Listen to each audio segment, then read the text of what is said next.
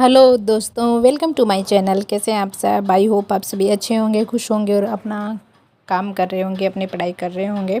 तो अभी हमारे हिंदी के अंदर अपठित गद्यांश कंप्लीट हो चुके हैं। अब इसके बाद में हम पद्यांश की बात करेंगे और पद्यांश को पढ़ेंगे और फिर गद्यांश से रिलेटेड जितने भी मॉडल पेपर में दे रखे होंगे वो करेंगे।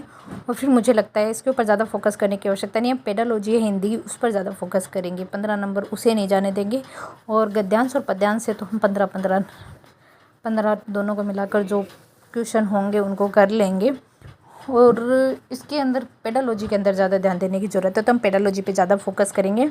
और अब 1 बाय 1 करके शॉर्ट्स नोट्स तैयार करेंगे अपने, ताकि कि कम वक्त के अंदर, मतलब 1 जुलाई से लेकर 7 जुलाई को हमारे एग्जाम है, तो 6 दिन जो बचते हैं उस दिन हम क्या करेंगे कि यही जो हमारे शॉर्ट्स नोट्स होंगे इनको रिवाइज कर लेंगे। बार बार रिवाइज करेंगे तो हमारी पॉइंट टू पॉइंट चीज़ें हैं, याद भी रहेगी और क्लियर भी रहेगा। और फिर ऐसा नहीं रहेगा कि ये नहीं वो नहीं, एक साथ में बहुत सारा मैटर तो हम याद नहीं रख सकते, पर शॉर्ट्स नोट्स में जो मेन बातें होती है वो ज़रूर हम याद कर सकते हैं। तो यहाँ मैं जिन पर शॉर्ट्स नोट्स मेरे तैयार कर रही हूँ, ये वही पैम्पलेट्स है जो हमारे न्यूज़पेपर के अंदर आते हैं और हम उनको कचरे में डाल देते हैं। पर मैं ऐसा नहीं करती हूँ। मैं जो भी न्यूज़पेपर के अंदर पैम्पलेट्स आते हैं उनको उठाती हूँ और अपने पास में सेफ रख लेती हूँ।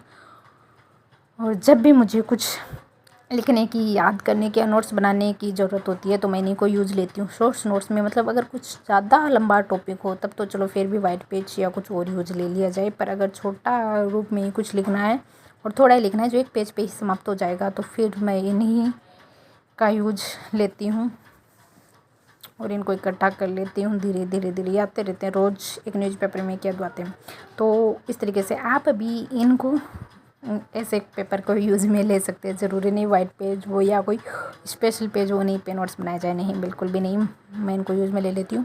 और फिर हमारे जो शॉर्ट्स नोट्स की बात करते हैं, तो शॉर्ट्स नोट्स कैसे बनाते हैं ये आप खुद भी डिसाइड कर सकते हैं। कि अगर आपने एक टॉपिक पढ़ लिया है और उस टॉपिक को पढ़ने के बाद में आप ये देखिए कि आप में उसमें से याद क्या है, जो चीज़ें याद है उनको शॉर्ट्स रूप में लिख लीजिए, ठीक है। पूरा जो सार निकलता है उस चीज़ का वो लिख दीजिए। उसके बाद में जो आपको याद नहीं है वो तो आपको 100% अपने नोट्स में इंक्लूड करना है, क्योंकि जब जब आप उसको नोट्स को देखेंगे, उसको रिवाइज करेंगे, तो आपको जो याद नहीं है वो आपके सामने आएगा और आप उसको पढ़ेंगे और फिर वो धीरे धीरे करके आपको याद हो जाएगा, ठीक है। तो वो नहीं रहेगा कि मुझे याद नहीं है। और बुक में क्या होता है, बुक में बहुत सारा मैटर दे रखा है। आप एक चैप्टर को आज पढ़ रहे हो, एक चैप्टर को 1 हफ्ते बाद पढ़ेंगे, 1 महीने बाद पढ़ेंगे, तो वो उतना याद नहीं रहता है। पर शॉर्ट्स नोट्स में अगर आपको वो चीज़ शॉर्ट में लिखी हुई है और आप उसको आज पढ़ रहे हैं, 5 दिन बाद में पढ़ेंगे, तो वो आपको याद रहेगा, क्योंकि वो मैटर छोटा हो जाता है, चीज़ें थोड़ी हो जाती है और थोड़ी चीज़ें दिमाग में स्थायी रहती है लंबे समय तक के लिए। पर बहुत सारा अगर आप एक दिन में पढ़ लोगे, एक ही दिन में कर लोगे, तो वो ज़रूरी नहीं लंबे समय तक के लिए याद रहे। इसलिए शॉर्ट्स नोट्स ज़रूर बनाइए। मैं फ़र्स्ट टाइम ही शॉर्ट्स नोट्स बना रही हूँ सीटेट के लिए, और फर्स्ट ही मेरा एग्ज़ाम में जो मैं प्रिपरेशन के अकॉर्डिंग दे रही हूँ। एंड अभी मैंने जो देखा है वो डीएसएसबी वाले पीआरटी के एग्ज़ाम के लिए, तो उसमें सीटेट क्लियर होना मांगते हैं। तो इसके लिए भी मुझे बुरा लग रहा है कि मैंने जनवरी वाला एग्ज़ाम क्यों नहीं दिया। मैंने फॉर्म फिलअप करवाया था। अब ऐसा लगता है कि हमने क्यों नहीं, माना कि सिचुएशन उस वक्त कैसी भी रही होगी, हमने नहीं दिया, हम नहीं गए पेपर देने, पर फिर भी अभी ऐसे सोचते हैं काश दिया हुआ होता, काश दिया हुआ होता तो आज हम उसकी भी प्रिपरेशन कर रहे होते। तो मैं चाहती हूँ कि जो उस वक्त नहीं दिया, वो जो धोखा हो रहा है हमें, हम इस वाले पेपर को अच्छे से दे, ताकि आगे आने वाले किसी भी और पेपर में हमारे साथ हमें ऐसा धोखा महसूस ना हो या ऐसी चीज़ें महसूस ना हो कि हमने वो नहीं दिया। इसलिए अभी इसी को आपको देना है 100% करके, ऐसे ही तैयारी कर लो। अभी कितने दिन बचे हैं, देखो 15 दिन ये जा चुके हैं, यानी 45 डेज़ है हमारे पास, जिसके अंदर हम अच्छे से प्रिपरेशन करके इसमें अच्छे मार्क्स लेके आ जाएं। क्योंकि सीटेट के लिए जब तक आप 90 से ऊपर आपके मार्क्स नहीं होंगे तब तक तो आप फिर लटकते ही रहोगे। इसीलिए हमें अच्छे से इसकी प्रिपरेशन कर लेनी है। और मुझे नहीं लगता कि इतना भी मतलब मुश्किल होगा। कभी कभी मैं सोचती हूँ तो हो सकता है हो, मतलब, पर फिर सोचती हूँ नहीं, हो जाएगा हो जाएगा हो जाएगा। Be positive, be positive, positive रह के हमें सब कुछ याद करना है और अपनी पढ़ाई को कंटिन्यू रखना है। और आप लोग बताइए, आप लोगों की कैसी तैयारी चल रही है।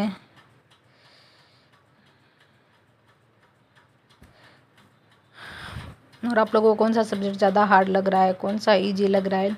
और ऑनलाइन भी आप लोगों ने क्या कोई टेस्ट सीरीज़ ज्वाइन की है। मैं ऑनलाइन तो ज्वाइन नहीं करने का सोच रही हूँ, पर हाँ मैं ऑफलाइन ज़रूर मॉडल पेपर सॉल्व करूँगी। ऑनलाइन तो मैं नहीं लूँगी, ऑनलाइन तो ये यूट्यूब से जो करवाते हैं उसी से कर लेंगे हम, क्योंकि अभी हमारे पास जो वक्त है, मैं नहीं चाहती उस वक्त में बहुत सी चीज़ें डिवाइडेड करके की जाए। मैं चाहती हूँ कुछ ही चीज़ें की जाए, पर वो फोकस के साथ की जाए, उतनी फोकस के साथ में की जाए ताकि हम हमारे जो हमने एक रिजल्ट के बारे में सोचा है या हमारी प्रिपरेशन को लेके हमने जो किया है वो हमारे उसके लिए हमें बेहतरी हो। इस वक्त बहुत सी किताबें, बहुत से नोट्स या बहुत सारी सीरीज इकट्ठा नहीं करनी है मुझे। मॉडल पेपर ज़रूर एक लेके आऊँगी मैं, और ऑनलाइन टेस्ट सीरीज़ नहीं दूँगी, यूट्यूब से ही करेंगे हम लोग। मैंने आप लोगों से पहले की वीडियो में पूछा था कि संस्कृत का अगर कोई टीचर आप लोगों के ध्यान में है सीटेट के लिए तो प्लीज़ मुझे सजेस्ट करें, क्योंकि अब मैं आने वाले वक्त में सीटेट के लिए संस्कृत सब्जेक्ट को शुरू करने वाली हूँ, तो आप प्लीज़ मुझे बताना। और आप लोग भी अपने शॉर्ट्स नोट्स बनाते हो तो कैसे बनाते हो वो भी बताना। और साइकोलॉजी के अंदर जो कुछ टॉपिक है, जैसे बुद्धि वाला टॉपिक इसमें दे रखा है, तो वो मैं इस बुक से नहीं करूँगी। वो मेरे शॉर्ट्स नोट्स मेरे पहले से बनाए हुए हैं रीट के वक्त के, मैं उसी में से उसको करने वाली हूँ। और साइकोलॉजी में एक टॉपिक और था, एक तो बुद्धि था जिसे मैं करने वाली हूँ मेरे नोट्स से, एक अभी प्रेरणा वाला टॉपिक है जिसको मैं मेरे ही नोट्स से करूँगी। और भी मैं बताती हूँ, एक प्याजे कोहब्रग वाइगोस्की वाले सिद्धांत वाले हैं, ये भी मैं मेरे नोट्स से करने वाली हूँ। और कौन से टॉपिक था, एक तो टॉपिक और थे जिनको मैंने देखा था, और वो भी मैं मेरे नोट्स से करूँगी। अनसीफ 2005 है, ये भी मैं मेरे ही नोट्स से करूँगी, ये मेरे बनाए हुए हैं पहले के नोट्स। बुद्धि हो गया, और भी एक दो छोटे मोटे टॉपिक थे जो मैंने अधिगम है, ये भी मेरे नोट्स बनाए हुए हैं, इन्हीं से करूँगी। जिसमें थार्नडाइक, पावलव, स्किनर, इनके सिद्धांत है वो मेरे लिखे हुए हैं अच्छे से मेरी वाली बुक से, जो पहले मतलब मैं साइकोलॉजी की बुक पढ़ती हूँ उससे, और वही मेरे दिमाग में छुपा हुआ, तो मैं चाहती हूँ कि वो गायब ना हो, इसीलिए मैं उसी से पढ़ने वाली हूँ। और वो मुझे आगे मेरे जो रीट एग्ज़ाम हो गया, थर्ड ग्रेड पेपर होगा, उसमें भी हेल्प करेंगे, तो मैं उससे करने वाली हूँ। इसके अलावा तो और नहीं, ये नोट्स ज़रूर मेरे पास बने हुए हैं पहले से ही, भाषा कौशल वाले, सहायक सामग्री वाले, ये तो सबके पास ही होती है पेडोलॉजी, पर वो कोई दिक्कत नहीं है, वो तो मैं इससे भी कर लूँगी।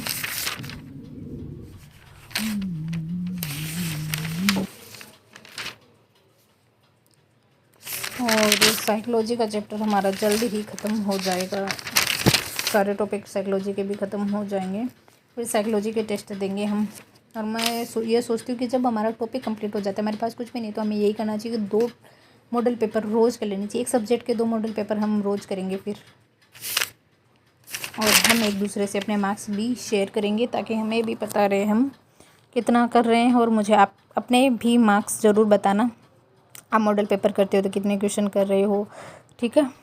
और कोई क्वेश्चन में अगर आपको भी डाउट है तो आप मुझे पूछ सकते हैं, और मेरे जो भी डाउट होंगे वो भी मैं पूछने वाली हूँ, कम्युनिटी पर पोस्ट करने वाली हूँ। मैं इकट्ठा कर रही हूँ धीरे धीरे मेरे जो भी डाउट्स है, फिर 1 बाय 1 करके हम शुरू कर देंगे हमारे डाउट्स। अभी मैं इसलिए नहीं कर रही हूँ क्योंकि आप लोग भी अभी जो मैटर है अपना सिलेबस उसे अच्छे से पढ़ लें और अच्छे से क्लियर कर लें सारी चीज़ों को, ताकि बाद में आप भी जवाब दे तो ऑथेंटिक आंसर हो आपके पास, प्रूफ के साथ आप मुझे आंसर दे पाएँ। हो सकता है कुछ क्वेश्चन ऐसे हो जिनके आंसर मुझे आते ही ना हो, मुझे पता ही ना हो, और हो सकता है वो आपको आते हो और आपको पता हो, तो वो आप मुझे अच्छे से बता पाएंगे उनके आंसर। और मैं मेरे शॉर्ट्स नोट्स भी आपके साथ में शेयर करने वाली हूँ, तो देख लेना आप लोगों को कैसे लगे, आप लोग ज़रूर बताना मुझे।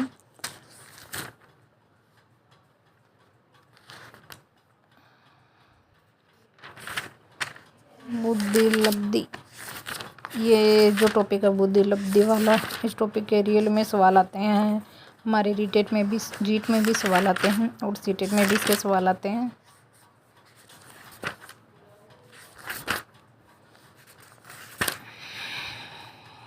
और जितने भी लोग मेरे वीडियो को देखते देखते हैं, प्लीज़ कृपया करके लाइक बटन ज़रूर दबा दीजिए। आपके लिए ये एक बटन होगा पर मुझे इससे मोटिवेशन मिलती है, मैं और भी अच्छे से पढ़ पाती हूँ और भी सोचती हूँ कि ये भी शेयर करूँ इनको, ये भी बताऊँ, जितना भी मुझे आता है मैं चाहती हूँ आप लोगों के साथ में शेयर करूँ।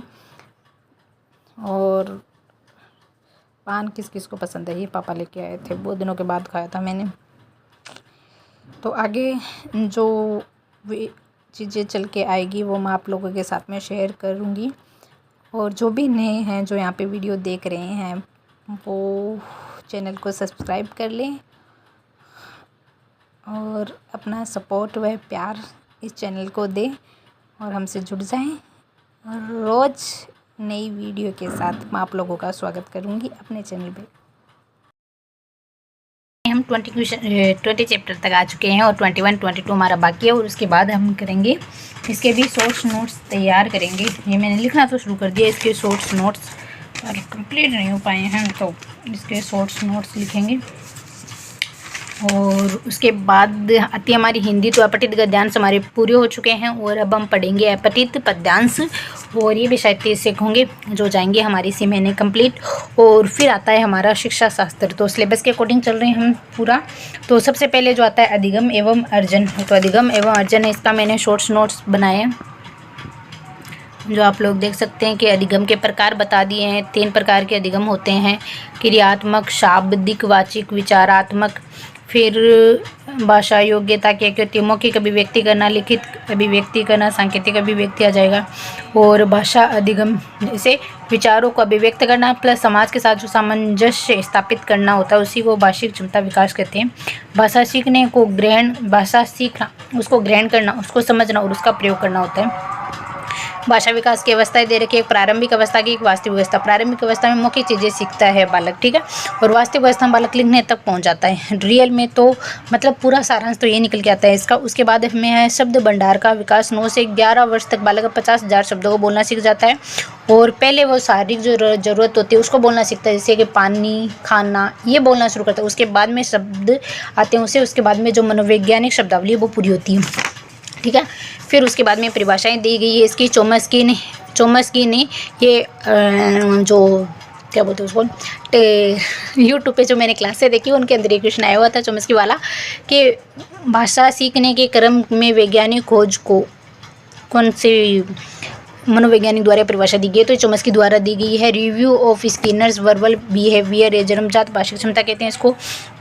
और ये चोम्स्की ही मानता है कि बच्चों में जो भाषा सीखने की जन्मजात क्षमता होती है, ठीक है। ये एक लाइन है जो मुझे कल जो मैं क्वेश्चन दे कर रही थी तो उसके अंदर जो 4 आते हैं ना, सत्य असत्य, उसके अंदर था, तो मैंने इसको यहाँ पे नोट डाउन कर दिया साथ में। बच्चों में भाषा सीखने की जन्मजात क्षमता होती है, तो ये हो सकता है आगे एग्जाम में ये पूछ ले कि किसने, चोम्स्की ने भाषा सीखने को क्या माना है, जन्मजात, अजन्मजात, सत्य असत्य, कुछ भी आ सकता है इस तरीके से। फिर पियाजे की जो परिभाषाएँ थी वो परिवेश, पर्यावरण, अंतःक्रिया के साथ अंतःक्रिया करता है बालक। और आत्मीकरण करना, समायोजन करना, ये इसी का दिया हुआ है। वाइगोत्स्की क्या बोलता है कि समाज के साथ में संपर्क करते स्थापित करता है, तो उसको बताया गया है इन्होंने। और भाषा अधिगम अर्जन को प्रभावित करने वाले कारक हो गए जिसमें हमारा सामाजिक परिवेश आ जाता है, सामाजिक परिवेश आ जाता है, भाषा अर्जन की इच्छा आ जाती है। 2 लैंग्वेज होती है इसमें माना जाता है, एक बालक जो स्वयं केंद्रित होती है और एक समाज के साथ व्यवहार करता है, वो इसमें 2 लैंग्वेज को लिया गया है। दैनिक जीवन में अनुभव जल्दी सीखता है बालक। वाइगोत्स्की समाज के साथ संपर्क का परिणाम होता है गुड, अच्छा समाज होगा तो अच्छे परिणाम आएंगे, और बुरा समाज यानी बुरी चीज़ें अगर बालक समाज देगा बालक को तो बालक बुरी चीज़ें ग्रहण करेगा, ये आ गया। बालकों में भाषा विकास की प्रारंभिक अवस्था, जन्म लेते बालक क्या करता है, रोने लगता है, चिल्लाने लगता है, चीखने लगता है, बड़बड़ाने लगता है, हाँ ये हो जाएंगे, इसे तैयारी की अवस्था कहते हैं। और दूसरी जो ये अवस्था यहाँ पे लिखी हुई थी वास्तविक अवस्था होगी, ठीक है। तो यानी कि जो शॉर्ट्स नोट्स की हम बात कर रहे थे तो वो हमारे शॉर्ट्स नोट्स तैयार हो चुके हैं किसके, अधिगम। 1 मिनट इसको साइड कर देती हूँ मैं। तो हमारे जो शॉर्ट्स नोट्स यानी कि फर्स्ट जो चैप्टर है इसका हमारा शॉर्ट्स नोट्स तैयार हो चुका है, ठीक है। और अब भाषा शिक्षण के सिद्धांत की बात करते हैं, तो भाषा शिक्षण के सिद्धांत चैप्टर 2 है और इसका जो शॉर्ट्स नोट्स है वो इस प्रकार से है कि भाषा के महत्व क्या क्या है, भाषा किस काम आता है। तो संप्रेषण का माध्यम होता है हमारा भाषा। अगर हमें कोई भाषा ही नहीं आएगी तो हम एक व्यक्ति दूसरे व्यक्ति से किस तरीके से बात करेगा, कैसे उसके साथ कम्युनिकेशन करेगा, तो संप्रेषण का माध्यम हो गया। ज्ञान अर्जन का साधन हो गया। अब हिंदी भाषा अगर आती है तो हम हिंदी की किताबें पढ़ सकते हैं, हिंदी लिपि में लिखी हुई सारी हिंदी भाषा में लिखी हुई सारी किताबों को हम पढ़ सकते हैं। फिर है सेंस करते हुए सभ्यता के विकास में सहायक। ठीक है, उसके बाद में ये तो हो गया भाषा के महत्व। फिर दे रखा है भाषा के उद्देश्य। तो भाषा के उद्देश्य की बात करते हैं तो उद्देश्य दे रखा है, ये मैंने एकदम मतलब जो मेन लाइन है वो लिखी है, इसके अंदर की डिटेल बुक के अंदर ही है। तो मैं बुक अगर ये मेन लाइन हमें समझ में आ जाती है तो वो डिटेल अपने आप ही क्लियर हो जाती है। तो उद्देश्य है कि वक्ता, इसका उद्देश्य भाषा शिक्षण के सिद्धांत के उद्देश्य है कि वक्ता के कथन को समझने की योग्यता। भाषा होगी तो हम जो सामने वाला बोल रहा है उसको हम समझ पाएंगे कि वो क्या कहना चाहता है।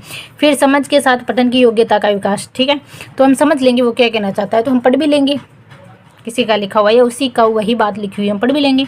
सहज अभिव्यक्ति की क्षमता, सुसंगत लेखन, ये कहा जाता है कि जिसको भाषा के जितना ज्ञान होता है वो उतना ही अच्छे तरीके से उसको लिख भी सकता है। विभिन्न विषयों की भाषा को समझने की योग्यता का विकास, भाषा का वैज्ञानिक अध्ययन कर पाएगा। सृजनात्मकता का विकास। फिर भाषा शिक्षण के सिद्धांत। भाषा शिक्षण के सिद्धांत में आता है अनुबंधन सिद्धांत, अनुकरण का सिद्धांत, अभिप्रेरणा रुचि का सिद्धांत, क्रियाशीलता का सिद्धांत, अभ्यास का सिद्धांत, आवर्ती का सिद्धांत, साहचर्य का सिद्धांत, अनुपात क्रम का सिद्धांत, चयन का सिद्धांत, बाल केंद्रित और मातृभाषा शिक्षण का सिद्धांत, पुनर्बलन का सिद्धांत, व्यक्ति विभिन्नता का सिद्धांत, जीवन समन्वय का सिद्धांत और निश्चित उद्देश्य पाठ्य सामग्री। उसके बाद में आते हैं भाषा शिक्षण के नियम हो गए, जो मूर्त से अमूर्त की ओर, ज्ञान से अज्ञान की ओर, अनिश्चितता से निश्चितता की ओर, विश्लेषण से संश्लेषण की ओर, आगमन से निगमन की ओर, मनोवैज्ञानिक से तार्किक, विश्लेषण से विशेष से सामान्य और सरल से जटिल। अब इस तरीके से ये हमारा जो सेकंड चैप्टर है उसके भी सोर्स नोट तैयार हैं। तो हिंदी के हमारे सेकंड चैप्टर के भी सोर्स नोट्स तैयार हो चुके हैं।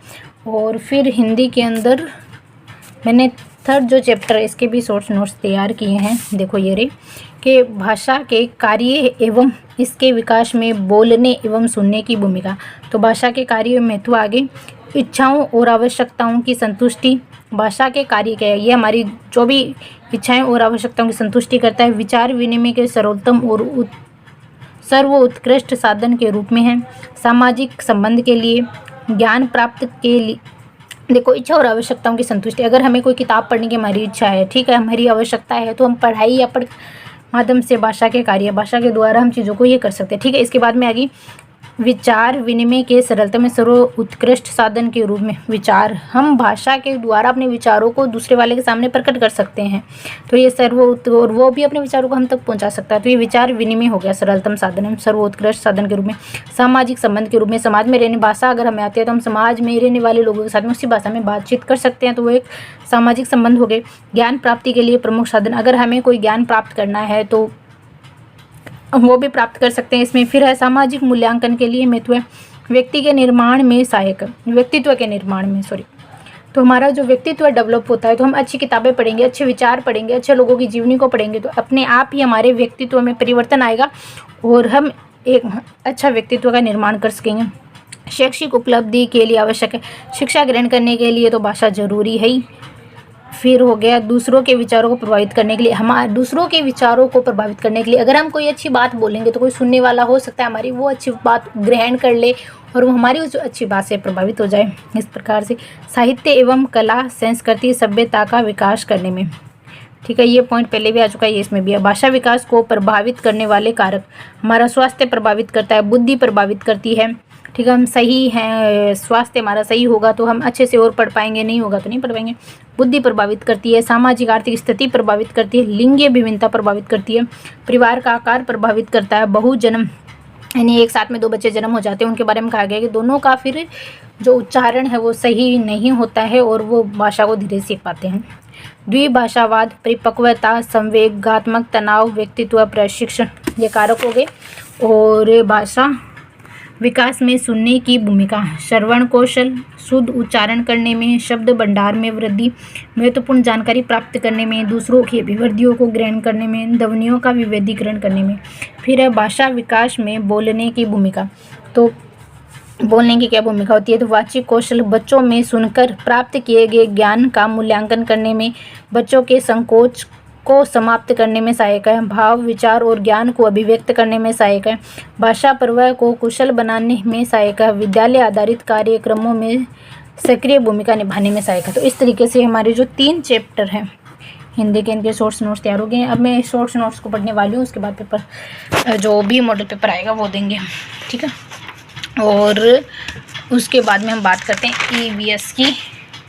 तो ईवीएस में ये हमारा फर्स्ट चैप्टर जो मैंने आपको बता दिया है, फैमिली फैमिलियन से बना है। इसके 2 अनावश्यक और आवश्यक कार्य है जो मैकाइवर ने दिया है, फिर 4 प्रकार के कार्य हैं जो लुडबर्ग ने दिया है, 6 प्रकार के कार्य हैं जो ओगबर्न निमकोफ ने दिया है, ठीक है। विशेषताएं बता रखी है इसमें, वंशानुगत संबंध, सामाजिक संस्थान, आर्थिक व्यवस्था, वैवाहिक अनिवार्यता और सामाजिक सुरक्षा की मूलभूत इकाई। फिर मित्र के बारे में इतना कुछ है नहीं, ये संबंध बता रहे हैं वैवाहिक संबंध होते हैं, इसमें पति पत्नी सास बहू रहते हैं और समृक्त माता पिता पुत्र पुत्री, ठीक है। ये हमारा फर्स्ट चैप्टर हो गया है। तो फर्स्ट चैप्टर पे हम यहाँ टिक कर देते हैं कि हमारे फर्स्ट चैप्टर क्लियर हो गया है। उसके बाद में हम बात करते हैं सेकंड नंबर चैप्टर। ये जो सेकंड नंबर चैप्टर है ये बहुत लंबा है, तो मैंने इसको शुरू तो कर दिया है, इसको नोट डाउन करना। ये देखो, जंतु और पौधे, तो मोनेरा जीवाणु अध्ययन, प्रोटेस्टामिया पैरामीशिया अध्ययन, कवक को कहता है मशरूम व फफूंद का अध्ययन, पादप जगत में पौधे आते हैं, जंतु में जंतु आते हैं, पौधों के भाग होते हैं, जड़, तना, पत्ती। जड़ 2 प्रकार की होती है, मूसला जड़ और झकड़ा जड़। फिर तना मोस्टली बाहर रहते हैं पर अंदर आलू और अदरक के अंदर रहते हैं। पत्ती से प्रकाश संश्लेषण होता है जो सूर्य से जल को कार्बन डाइऑक्साइड की हेल्प से लेते हैं और भोजन का निर्माण करते हैं। जल वाष्प बाहर निकालती है जिसको वाष्पोत्सर्जन कहते हैं। और प्रकाश संश्लेषण, प्रकाश से ऊर्जा को रासायनिक ऊर्जा में बदलती है, और जो रेड होता है उसमें ज़्यादा होते हैं, बैंगनी में ज़्यादा होते हैं, ग्रीन में प्रकाश से संश्लेषण है वो नहीं होता है। पर नागफनी एक ऐसा उदाहरण है जो संश्लेषण करती है, ओके। फिर उसके बाद में आता है फूल की बात करते हैं। तो सबसे बड़ा फूल हो गया रफलेसिया, छोटा हो गया वुल्फिया और घाटी, फूलों की घाटी, ये क्वेश्चन भी आता है। तो ये हो गया चमोली उत्तराखंड। परागण, वायु, कीट, जल, पत्ती और जंतुओं के द्वारा है वो फूलों में परागण होता है। और हम फूल खाते हैं, जैसे केला हो गया वो फूल है जिसको हम खाते हैं, फूल के लगता है वो फल। सहजन, कद्दू, तोरी और इतर लोग केसर प्राप्त होता है इससे। और फल की बात करते हैं तो फल अंडाशय का भाग होता है, बीज बीजांड से निर्माण होता है और अंदर भ्रूण होता है। फिर पौधे के प्रकार की बात करते हैं, उससे पहले हम बात करते हैं पौधे के प्रकार के। पौधे के प्रकार हो गए शाक, झाड़ी, वृक्ष, लताएं। शाक हो गई जो धनिया, मेथी, पालक होते हैं वो शाक होते हैं, छोटे छोटे रहते हैं ना वो। और झाड़ी गुलाब, गुड़हल, नींबू, ये झाड़ी होगी। वृक्ष आम, नींबू, जामुन, पीपल, कीकर हो गए। लताएं क्रीपर। विसर्जित लताएं होगी, आरोही लताएं होगी। तो विसर्जित लताएं कौन सी होती है? जो ज़मीन पर फैली हुई रहती हैं, ठीक है। जैसे खीरे की होगी, तरबूज, खरबूज, पुदीना आदि। फिर आरोही की बात करते हैं। आरोही यानी मनी प्लांट होती है जो ऊपर की ओर बढ़ती है। उसके बाद क्षेत्र के आधार पर पौधों का वर्गीकरण हो गया। जलोद्भिद जो जल में रहते हैं यानी कमल, हाइड्रिला, हाइड्रा यानी जल से रिलेटेड ही हो गया ना। जल लिली, लवणोद्भिद नाम से भी हम पहचान सकते हैं। लवणोद्भिद, साल्ट मोर्स, समोद्भिद, मक्का, टमाटर, गेहूं, धान। और मरुद्भिद जो कि मरुस्थल में लगते हैं। नागफनी, अकाशिया, यूफोबिया, ये दोनों मैंने भी नहीं देखे, अकाशिया, यूफोबिया। नागफनी मैंने देखा, ये हमारे घर पे लगा हुआ है। उसके बाद कुछ विशेष पौधे हैं जो इसमें इसको बता देते हैं। विशेष पौधे व वृक्ष है बरगद जिसके जड़ को स्तंभ जड़ कहते हैं। क्रोटन फसल, ये क्रोटन उगाया जाता है। फसल में पानी की कितनी ज़रूरत है कितनी नहीं इससे पता चल जाता है इस पौधे से, इसलिए ये भी इम्पोर्टेंट है, पूछा जा सकता है पेपर के अंदर क्रोटन के बारे में। फिर आता है केला, इसका तना कमज़ोर होता है, फल फूल हम दोनों खाते हैं। फिर खेजड़ी वृक्ष है, ये हमारे राजस्थान का, इसमें पेड़ की छाल दवा लगती है, इसके लकड़ी के कीड़े नहीं लगते हैं। और इसकी फली होती है उसकी सब्जी भी बनती है, और इसकी जो पत्तियां होती है वो जानवर खाते हुए हैं, ठीक है। फिर ओक का पौधा, ये ऑस्ट्रेलिया रेगिस्तानी पौधा है। जड़ें गहरी पानी में स्थिर रहते हैं, पत्ती कम होती है इनमें, और पेड़ के तने में पतला पाइप डालकर पानी बाहर निकलता है। तो ये वाली लाइन भी एग्जाम में आई हुई है। फिर आता है घटपर्णी निफेंथिस, कीड़े मकोड़े, मेंढकों, चूहों, छोटे जीवों को ये खाते हैं। कीटभक्षी होते हैं, खाते हैं क्योंकि नाइट्रोजन की पूर्ति होती है उनसे, इसलिए उन जानवरों को खाते हैं। मेघालय, भारत के अंदर मेघालय में पाया जाता है, और इंडोनेशिया और ऑस्ट्रेलिया में पाया जाता है। प्रकाश संश्लेषण की क्रिया होती है इनमें। फिर जंतुओं के बारे में बात करते हैं, तो जंतु उभयचर की बात करते हैं तो सैलामेंडर आता है उभयचर में, ठीक है। वर्गीकरण शारीरिक संरचना के आधार पर कैसेरुकी जंतु और अकैसेरुकी जंतु। तो कैसेरुकी जंतु कौन से होंगे? जिनके अंदर अस्थियां, उपास्थियां, कंकाल होगा, ठीक है। और जैसे कि गाय, भैंस, कुत्ता, मनुष्य में अस्थियां होती है तो हम कैसेरुकी अकशेरुकी जंतु है, और अकशेरुकी जंतु वो होंगे जिसमें अस्थियां, उपास्थि व कंकाल नहीं पाया जाता, जैसे केचुआ, केकड़ा, दीमक, बिच्छू। ठीक है। पोषण के आधार पर स्वपोषी व परपोषी जीव आ जाते हैं। स्वपोषी में यूग्लिना होता है, यूग्लिना में कोरोप्लास्ट तत्व पाया जाता है। परपोषी हम सभी परपोषी हैं। फिर कोशिका की बात करते हैं। कोशिका दो प्रकार की है, एक कोशिकीय, बहुकोशिकीय। एक कोशिकीय अमीबा, यूग्लिना, पैरामेशिया होती है। बहुकोशिकीय स्पंज।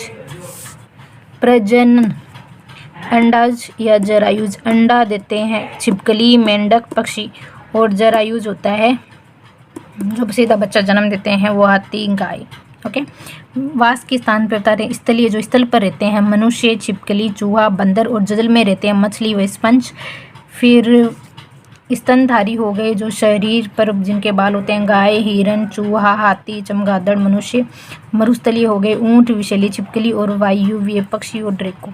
यहाँ तक मैंने अभी नोट डाउन किया, यानी कि हमारा जो सेकंड चैप्टर है वो भी चल रहा है। ये बहुत लंबा है, मैंने आपको बता दिया था कि जैसे कि ये चैप्टर है बहुत लंबा है, ये भी लंबा है, यातायात को भी समझना होगा ये भी।